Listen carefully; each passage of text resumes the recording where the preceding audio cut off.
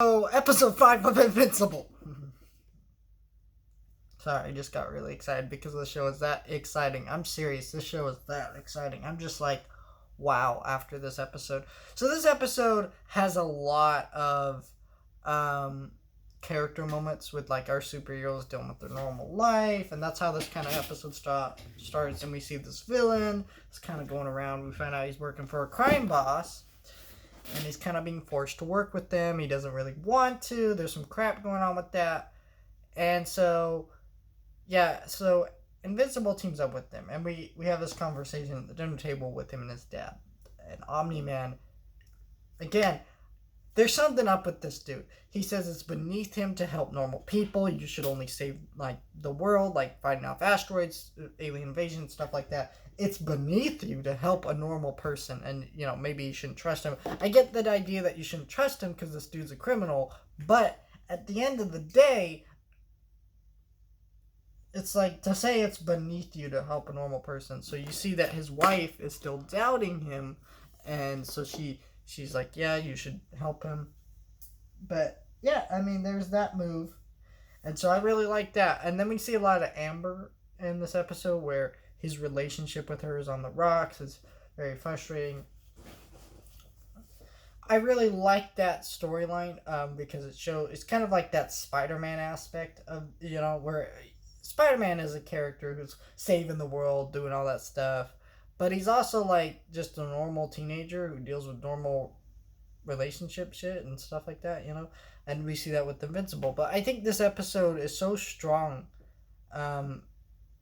with how well it does everything. And then they get into this. So Invincible and him break into this crime boss's place, and just bam, right there. They're in there. They're fighting. It just goes bam, and Invincible gets wrecked to shit.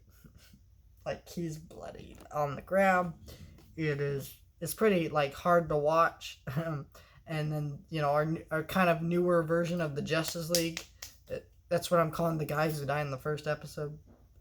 I guess I should point spoilers for this episode.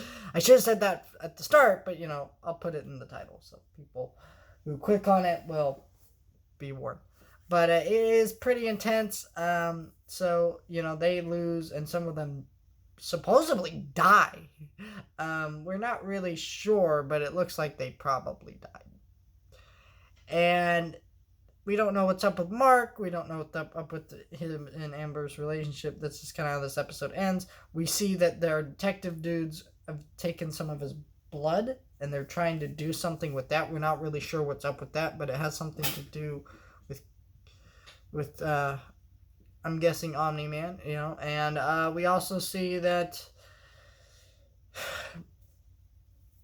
his wife found the bloody cape from the incident, and now she knows a lot more. And I'm sure that in the next episode, by the end of this season, Omni-Man is going to be called out, and some bullcrap is about to be revealed about this guy, because what the heck.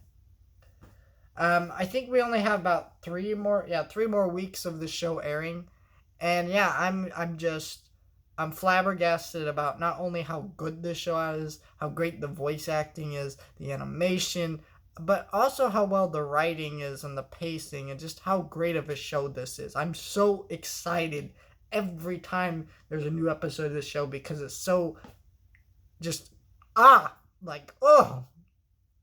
And every episode they drop something new, some new information, detail that makes me go, oh! What's gonna happen next? And I'm just always excited.